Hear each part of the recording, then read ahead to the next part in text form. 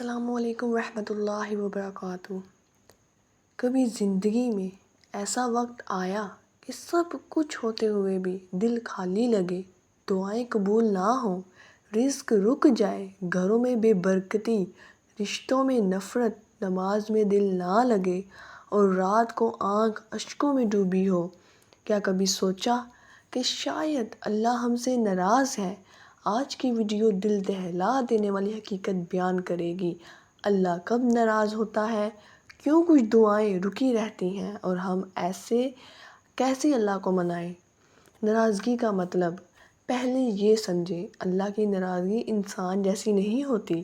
اللہ تعالیٰ حسد نہیں کرتا، غصے میں بدلہ نہیں لیتا، بے جا سزا نہیں دیتا، لیکن جب انسان حد سے تجاوز کر جاتا ہے، بار بار گناہ کرتا ہے، نافرمانی میں ڈٹائی دکھاتا ہے، تب اللہ ناراض ہوتا ہے۔ اور اس ناراضگی کی علامتیں بہت خاموش اور خطرناک ہوتی ہیں۔ اللہ کب ناراض ہوتا ہے؟ 5 بڑی نشانیاں۔ سب سے پہلے، جب نماز چھوٹنے لگے۔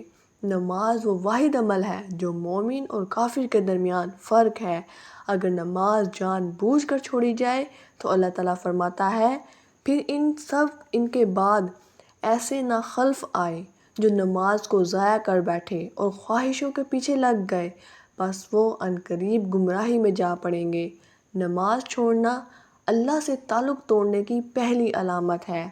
نمبر 2، جب دل سے گناہ کا خوف نکل جائے۔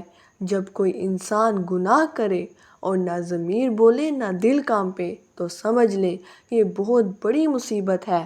یہ اس بات کا اشارہ ہے کہ اللہ نے اس دل پر مہر لگا دی ہے۔ یہ اللہ کی ناراضگی کی انتہا ہے کہ بندہ گناہ پر بھی خوش ہو۔ نمبر 3، جب رزق سے برکت اٹھ جائے۔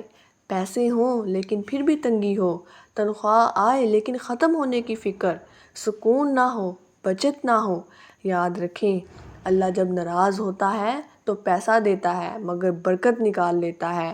نمبر 4، جب دعائیں رد ہونے لگیں۔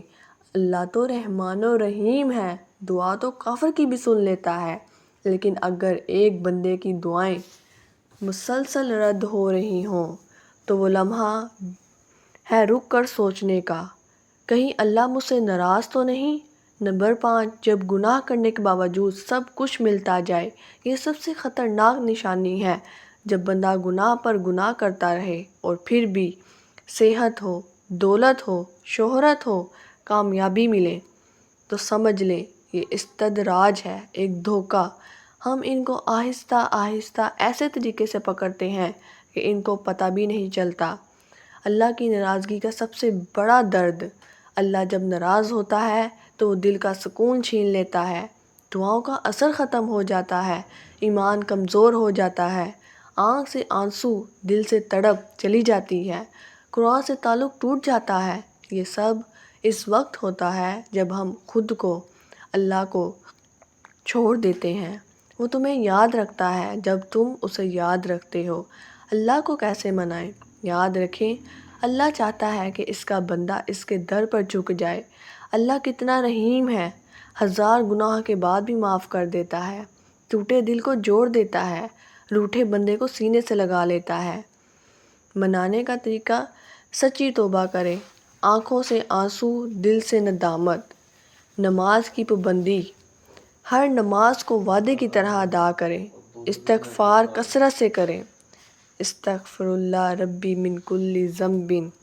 صدقہ دیں، چاہے روز 10 روپے کیوں نہ ہوں، قرآن سے تعلق بحال کریں، روز تلاوت، چاہے ایک رکوع۔